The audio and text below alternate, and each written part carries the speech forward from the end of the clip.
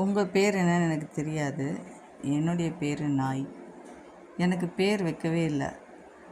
அம்மா சோஃபியம்மா எனக்கு வரும்போதெல்லாம் செல்லக்குட்டி செல்லக்குட்டின்னு தான் சொல்லுவாங்க. அதுதான் என் பேருன்னு நான் நினைக்கிறேன். என் கூட பிறந்தவங்க 5 பேர். எனக்கு ஒரு அக்கா, 3 தம்பி. அப்படி தான் நான் நினைக்கிறேன். என் தம்பிங்க எல்லாரையும் தூக்கிட்டு போயிட்டாங்க. அக்காவையும் என்னையை விட்டுட்டு போயிட்டாங்க. அக்காவை கொஞ்ச நாளாக காணோம். இந்த பூமியில் சாமி என்னை அனுப்புனாங்க. நிறைய அழகான பெரிய உலகம், சந்தோஷமாக இருந்துட்டு வான்னு அனுப்புனாங்க.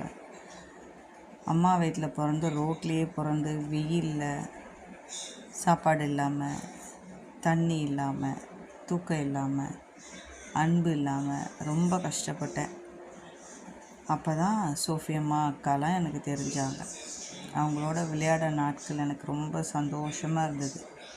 நான் ரோட்டில் நிறைய பேர், ஆயிரக்கணக்கான பேரை பார்த்துருக்கேன். யாரும் என்னை தொட்டு கொஞ்சலை.